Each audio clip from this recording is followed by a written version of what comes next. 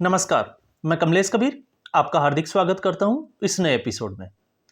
दोस्तों, इस एपिसोड में हम बात करेंगे आम आदमी पार्टी की। जैसा कि आप सभी को पता है, कल विधानसभा चुनावों के परिणाम आए और स्पेशली इसमें हम बात करेंगे मध्य प्रदेश, छत्तीसगढ़ और राजस्थान। तेलंगाना में इसमें बात इसलिए नहीं करेंगे क्योंकि आम आदमी पार्टी ने वहां पर चुनाव नहीं लड़ा। आज मिजोरम के जो है वो नतीजे टैली कर रहे हैं, लेकिन उसमें भी जो है वो आम आदमी पार्टी का कोई रोल नहीं है। इसलिए ये एपिसोड हमने स्पेशली जो है वो आम आदमी पार्टी के लिए कि आम आदमी पार्टी ने इस चुनाव में, पूरे चुनाव में क्या खोया क्या पाया, हम उसका विश्लेषण कर सकें। तो मैं उम्मीद करूंगा आप इस वीडियो में अंत तक बने रहें और अगर आपने ये चैनल सब्सक्राइब नहीं किया तो चैनल जरूर सब्सक्राइब करें। दोस्तों, आम आदमी पार्टी की अगर हम बात करें, 2013 में ये पार्टी बनी थी अन्ना हजारे के आंदोलन से और उसके बाद में दिल्ली में शीला दीक्षित की 2 बार की सरकार को हटाकर, आपको पता ही होगा कि 3 बार की सरकार को हटाकर जो है वो अरविंद केजरीवाल ने पहले कांग्रेस के साथ गठबंधन से सरकार बनाई और 49 दिन के बाद में वापस से जो है वो गठबंधन तोड़ के और दोबारा से चुनाव हुए और चुनाव होने के बाद में आम आदमी पार्टी ने पूर्ण बहुमत की सरकार बनाई। उसके बाद में अगर हम देखें तो आम आदमी पार्टी वह पार्टी है जो बहुत कम समय में राष्ट्रीय पार्टी का दर्जा जिसने प्राप्त किया हो। क्योंकि आपने देखा होगा आम आदमी पार्टी ने पंजाब में जो है वो कांग्रेस की सरकार को वहां से हटाया और वहां पे सरकार बनाई 117 में से 92 सीटें जीतकर। और अभी जो है वो आम आदमी पार्टी के मुख्यमंत्री भगवंत मान, आप सभी को पता होगा। अब इसके बाद में पिछले 1-1.5 साल से अगर हम देखते हैं, 1-1.5 साल की तो बात नहीं करें, हम कोविड के बाद में अगर हम देखते हैं तो अरविंद केजरीवाल की राजनीति में अब जो है वो नया एक मोड़ आना शुरू हो गया। और मोड़ क्या था? कुछ घोटालों में जो है वो आम आदमी पार्टी का नाम आना शुरू हो गया और उसके बाद में अब आम आदमी पार्टी के ऊपर जो है वो सवालिया निशान उठना खड़ा हो गया। चाहे वो आप कोर्ट के फैसले देख लें, चाहे जनता के फैसले देख लें, दोनों की भागीदारी की हम बात कर लेते हैं कि सुप्रीम कोर्ट जो है वो कैसे आम आदमी पार्टी के खिलाफ फैसले दे रहा है और जनता भी जो है वो आम आदमी पार्टी के खिलाफ कैसे फैसले दे रही है। उन सभी का इस पूरे वीडियो में विश्लेषण करेंगे। आपको पता होगा कि आम आदमी पार्टी के जितने भी जो फाउंडर मेंबर्स थे, चाहे कुमार विश्वास, प्रशांत भूषण, जिन्होंने आम आदमी पार्टी जब शुरू की गई थी तो उसके पास पैसे नहीं थे, उस वक्त जो है वो 1 करोड़ का चंदा चेक दिया था। इसके अलावा आनंद मोहन, इसके अलावा हम बात करें योगेंद्र यादव की, तो आज वो चर्चित चेहरे जो है वो एक भी नहीं बचे हैं।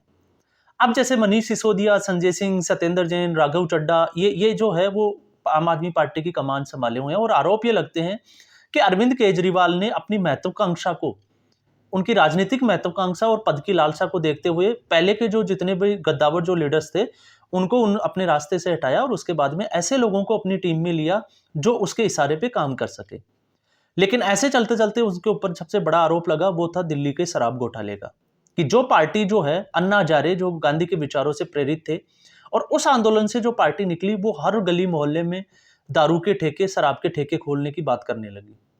इसके अलावा 6% कमीशन को 12% कर दिया गया और उसमें क्या क्या गड़बड़ियां हुई वो सारी आपने देखा होगा। और ये सारी जो रिपोर्ट थी इसकी घोटाले की, वो चीफ सेक्रेटरी नरेश गोयल ने जो है वो एलजी को दी और एलजी ने फिर इसको सीबीआई जांच को भेज दी। और अभी आपने हाल ही में देखा होगा कि नरेश गोयल के खिलाफ जो है वो आम आदमी पार्टी दिल्ली की जो सरकार है वो सुप्रीम कोर्ट का दरवाजा खटखटाया, लेकिन फिर भी केंद्र सरकार ने उसको 6 महीने के लिए एक्सटेंड कर दिया। ये सारे घटनाक्रम बार बार रिपीट करने से अच्छा है, आप सभी को पता ही होगा। लेकिन अब हम बात करते हैं कि राजस्थान, मध्य प्रदेश और छत्तीसगढ़ के चुनावों में आम आदमी पार्टी ने क्या गेन किया, उसको क्या मिला। आपने देखा होगा कि पंजाब से सटे हुए राज्य में हिमाचल प्रदेश में आम आदमी पार्टी को लग रहा था कि वो आराम से जीत निकाल ले जाएंगे, लेकिन उस वक्त भी उत्तर प्रदेश के चुनाव में और हिमाचल प्रदेश के चुनावों में आम आदमी पार्टी को मुंह की खानी पड़ी। उनके सारे लगभग सभी कैंडिडेट्स की जो है वो जमानत जब्त हो गई।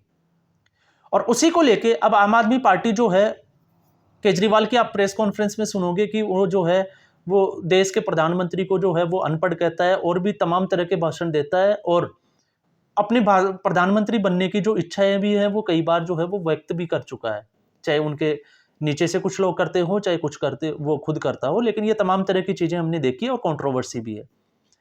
अब आम आदमी पार्टी को गुजरात में जब आम आदमी पार्टी ने चुनाव लड़ा तो उसको वहां पे अच्छा गेन हुआ। मतलब आम आदमी पार्टी ने कांग्रेस पार्टी के मुकाबले वहां अगर हम देखें तो कांग्रेस पार्टी जहां पे इलेक्शन चुनाव लड़ती है और वहां से जो है वो आम आदमी पार्टी, कांग्रेस का वोट बैंक जो है वो शेयर कर लेती है, मतलब अपनी ओर कर लेती है।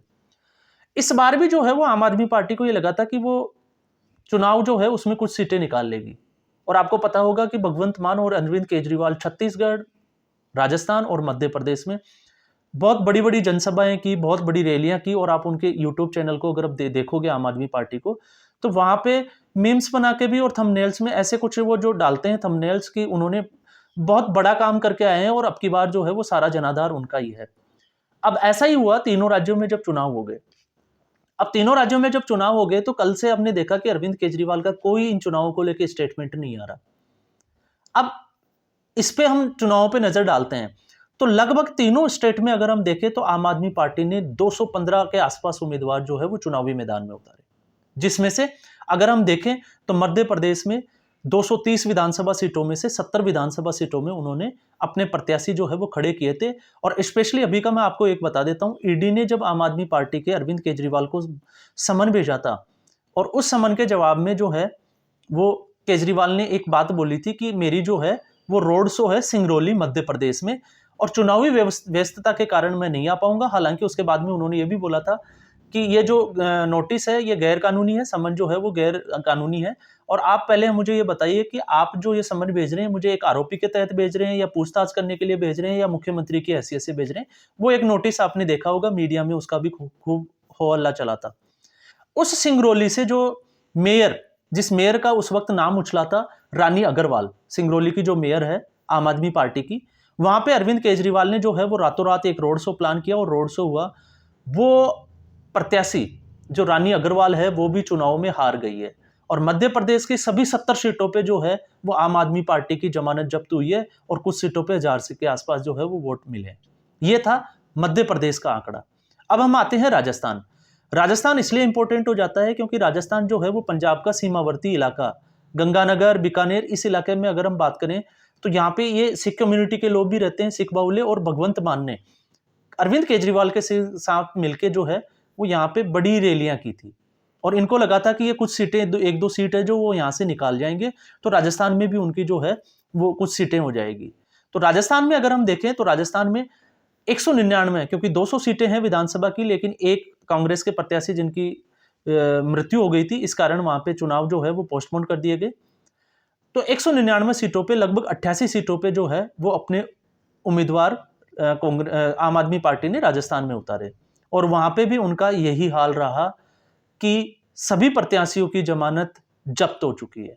अब हम आते हैं छत्तीसगढ़, जिसके बहुत बड़े बड़े दावे करते थे, चाहे वो कांग्रेस की सरकार हो चाहे बीजेपी की सरकार। और इनके जो दावों में सबसे बड़ी बात यह थी कि केजरीवाल की गारंटी बस गारंटी है, बाकी सबकी जो है वो फर्जी गारंटियां हैं। और केजरीवाल जो है वो एक बहुत, जिसको कहते हैं कि सिंगापुर जो वर्ल्ड क्लास मॉडल जो था एजुकेशन का, हेल्थ का, जो दिल्ली को उन्होंने सिंगापुर कैसे बनाया वो सारी चीजें आपने देखी होगी, क्योंकि दिल्ली जो है वो सिंगापुर की गिनती में आने लग गया। ये दावों में हमने 10 साल से देखा था। और इसमें एक वीडियो में मैंने बात भी की थी कि अरविंद केजरीवाल जो मोहल्ला क्लिनिक 2015 से बात कर रहे थे और हर साल जो है वो आपको देखा होगा कि इस दिसंबर तक जो है वो 1000 मोहल्ला क्लिनिक हो जाएंगे, लेकिन अभी भी जो है वो 800 के आसपास 8 साल में जो है वो मोहल्ला क्लिनिक वो बना पाए हैं। ये वर्ल्ड क्लास उनका जो मॉडल था। डंप उन्होंने बिल्कुल खत्म कर दिया था, यमुना बिल्कुल साफ है, वो सारी चीजें हमने देखी है। अब हम आते हैं छत्तीसगढ़ के उन्हीं दावों की। तो उन दावों के हिसाब से जो है वो आम आदमी पार्टी ने सबसे ज्यादा उम्मीदवार छत्तीसगढ़ में उतारे, 57 उम्मीदवार 90 सीटों के ऊपर। अब हम इनका हाल देख लेते हैं। जो पार्टी राष्ट्रीय पार्टी का दर्जा प्राप्त करने के बाद में एक पूरे इंडिया में, जिसको कहते हैं कि पार्टी को खड़ा करके और भारतीय जनता पार्टी को एक दावा करने, जो विपक्षी गठबंधन का हो या आप इनके प्रवक्ताओं को भी देखेंगे वो दावा करते हैं कि अगर भारतीय जनता पार्टी को कोई अगर सत्ता से बाहर कर सकता है तो वो सिर्फ और सिर्फ आम आदमी पार्टी है। लेकिन ऐसा नहीं है। रिकॉर्ड ट्रैक अगर हम उठा के देखें तो आम आदमी पार्टी जो है वो सिर्फ कांग्रेस, जहां पे कांग्रेस शासित प्रदेश है, उनको सत्ता से बाहर कर सकती है। लेकिन इस बार तो छत्तीसगढ़ में भी उनका दाव नहीं चला और भारतीय जनता पार्टी ने जो है वो एग्जिट पोल के उलट जाके वहां पे सरकार बना ली। अब क्यों नहीं चला आप उसका अंदाजा लगाओगे। अब आप कुछ लोग ये बोलोगे कि नहीं, आम आदमी पार्टी की वजह से जो है वो कांग्रेस पार्टी हारी। तो पहले हम ये देख लेते हैं कि आम आदमी पार्टी को इन तीनों राज्यों में कितना वोट मिला, इस पे नजर डालना। तो यहाँ पे जो मुख्यमंत्री की कुर्सी के लिए जो लड़ाई होनी थी वो आम आदमी पार्टी जो है वो नोटा के लिए लड़ते हुए नजर आती है। उनका सीधा मुकाबला जो होता है वो नोटा के लिए होता है। कांग्रेस और बीजेपी को हम एक बार के लिए बाहर कर देते हैं। और ऐसा मैं इसलिए कह रहा हूं क्योंकि अगर हम छत्तीसगढ़ के आंकड़ों की बात करें तो छत्तीसगढ़ के आंकड़ों में अगर हम देखते हैं तो आम आदमी पार्टी को 1,43,613 वोट मिले हैं। अब छत्तीसगढ़ में कितने मतदाता होंगे ओवरऑल अगर हम देखें, सिर्फ 1.5 लाख से कम वोट मिले हैं, और जो कि उसके पूरे मतदाताओं का 0.93% है। और इससे ज्यादा अगर हम देखते हैं 1,94,000 से ज्यादा वोट जो है वो नोटा को मिले हैं, जो 1.26% है। तो यहाँ पे जो है वो आम आदमी पार्टी और नोटा की जो लड़ाई थी उसमें नोटा ने जो है वो बाजी मारी, और नोटा जो है वो छत्तीसगढ़ में आम आदमी पार्टी से जीत गया। अब हम आते हैं मध्य प्रदेश। मध्य प्रदेश बहुत बड़ा, जिसमें मध्य प्रदेश में सिंगरौली, जैसे अभी मैंने बात की थी कि वहां पे सिंगरौली की जो म्युनिसिपल कॉर्पोरेशन है उसमें आम आदमी पार्टी की सरकार है, और उसकी मेयर को भी वहां पे टिकट देने के बाद में हार मिली, वो एक अलग है। लेकिन कितने वोट मिले हम बात करें तो 2,18,311 पूरे मध्य प्रदेश में आम आदमी पार्टी को इतने वोट मिले। और जो रैलियों में लाखों लोगों का दावा करते थे उनको जो टोटल जो वोट है, बाकी आप देखोगे ऐसे जो स्टेट है जिनमें से एक एक कैंडिडेट जो विनिंग कैंडिडेट होते हैं उनको 1 लाख से ज्यादा वोट मिल जाते हैं। तो आप पूरे प्रदेश की अगर हम बात करें तो वहां पे आम आदमी पार्टी को जो है वो इतने वोट मिले हैं, और नोटा को जो है वो 4,22,741 वोट मिले हैं, जो कि 0.96% है। मतलब पूरे मतदाताओं का आम आदमी पार्टी को मध्य प्रदेश में 0.38% और नोटा को 0.96%, मतलब लगभग 4.25 लाख वोट जो है वो नोटा जो है उसको जाता है, और लगभग जो है 2,18,311 वोट जो है वो आम आदमी पार्टी को जानते हैं। तो इससे भी आप अंदाजा लगा सकते हैं कि आम आदमी पार्टी की क्या दुर्दशा हुई है इन चुनावों में। तो इससे एक चीज तो साफ है कि आम आदमी पार्टी की जो छवि है वो इन घोटालों के बाद में ज्यादा खराब हुई है, और उससे भी ज्यादा खराब हुई है जब इनके मंत्री जो है वो खुद जेल में है। जो पार्टी ये दावे करती थी कि वो वेरीफाई करके और फिर उसके बाद में टिकट देती है, और फिर उसके बाद में भ्रष्टाचार के आरोप लगते हैं, और फिर ये आरोप ये लगाते हैं कि ये नरेंद्र मोदी जो है वो ये चीजें करवा रहा है। लेकिन अगर ये चीजें हैं तो फिर सुप्रीम कोर्ट जो है उनको जमानत क्यों नहीं देता, यहाँ पे सवालिया निशान खड़ा हो जाता है। इसका मतलब कहीं ना कुछ तो गड़बड़ है। अब हम आते हैं राजस्थान। तो मध्य प्रदेश छत्तीसगढ़ दोनों में नोटा ने बाजी मारी, आम आदमी पार्टी उससे पीछे रह गई। इसके बाद में अगर हम बात करें राजस्थान की, तो राजस्थान में जहां पे इन्होंने 88 उम्मीदवार उतारे वहां पे 1,48,000 से थोड़े से ज्यादा, मतलब 700-800 वोट जो है वो आम आदमी पार्टी को ज्यादा मिले, जो कि वही 0.36%, 0.38% के आसपास जो है वो राजस्थान का वोट परसेंट है। इसके अलावा अगर हम नोटा की बात करें तो नोटा ने 3,82,000 के ऊपर जो है वो वोट प्राप्त किए, जो कि 0.96% है। तो राजस्थान में भी जो है वो नोटा ने आम आदमी पार्टी के साथ एक तरफा मुकाबला किया, और उसमें नोटा की जो है वो तीनों राज्यों में जीत हुई। तो अब इससे आप अंदाजा लगा सकते हैं कि लोकसभा चुनाव में जो आम आदमी पार्टी, केजरीवाल ऑलरेडी जो है वो वाराणसी में प्रधानमंत्री नरेंद्र मोदी के खिलाफ जो है वो चुनाव लड़ने गए थे, क्या असर हुआ था वो आपने देखा। तो इस बार जो है वो आम आदमी पार्टी लोकसभा में जो है वो नोटा के साथ जो है अपनी चुनावी लड़ाई लड़ेगी, और फिर देखा जाएगा कि लोकसभा चुनाव में नोटा जीतता है या आम आदमी पार्टी जीतती है। क्योंकि भारतीय जनता पार्टी और कांग्रेस पार्टी में हालांकि अगर उसके बात करें हम, कुछ उसके जो नेता है या उनकी जो कार्य प्रणाली है वो ठीक नहीं चल रही। नहीं तो कांग्रेस पार्टी जो है वो बहुत पुरानी पार्टी है, उनके पास बहुत ज्यादा जो है वो कार्य करता है। और वोट परसेंट की भी अगर हम बात करें तीनों राज्यों की, मैं आपको थोड़ा सा बता देता हूं। तो भारतीय जनता पार्टी ने सीटों में जरूर कन्वर्ट किया है, लेकिन कांग्रेस पार्टी को ज्यादा वोट शेयर का जो है वो ज्यादा नुकसान यहाँ पे नहीं हुआ है। तो अब ये आप अंदाजा लगा सकते हैं कि आम आदमी पार्टी जो है वो धीरे धीरे, जैसे जितनी तेज गति से वो बढ़ रही थी उतनी ही तेज गति से वापस नीचे आ रही है।